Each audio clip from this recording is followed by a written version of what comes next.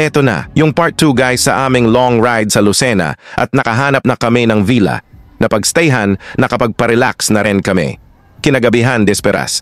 Nang kasal ay in-invite kami ng bride na doon na mag-dinner sa venue at may sayawan. Sakto gutom na rin kami kaya napamukbang na ako dyan ng marami hahaha.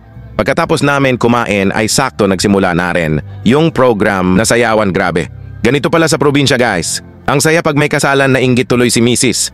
Hahaha. Congratulations pala sa newly married na si Catherine at Aljun. Best wishes to both of you. Tumayo kayo at magpakarami haha. Shoutout pala sa mag-asawa na to, sila naman ang susunod na ikakasal. Congratulations advance. Pagkatapos ng program, umuwi na kami ng villa namin para makatulog na maaga pa. Ang gising ni Mrs. dahil 3 AM sila make-upan para sa kasal kinabukasan. Fast forward tayo kinabukasan ay nasa church na kami at eto. Ang bride naglalakad na papuntang altar at after nila mag-I-do sa harap ng pare, eto na sana all. At siyempre, pagkatapos nag-picture-picture na ang mga family friends lahat at siyempre, ako tamang video-video lang hahaha. At siyempre, hindi rin magpapahuli si Mrs. Rarampa din daw siya hahaha.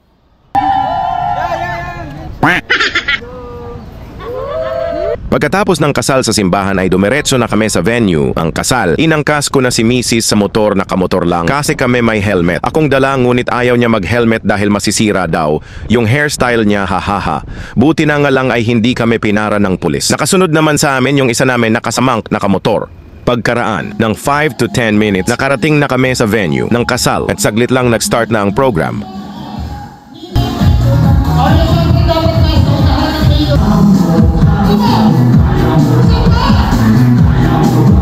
Pagkatapos ng program ay napapicture na kami lahat sa bride at groom at siyempre kainan time na hahaha. Ang daming pagkain masisira. Ang diet ko neto. Hahaha shoutout. Pala kila ate at kuya na nagbigay ng food sa amin. Na talaga namang nakasmile pa. Sige ate damihan mo pa babalik pa. Ako ulit mamaya hahaha.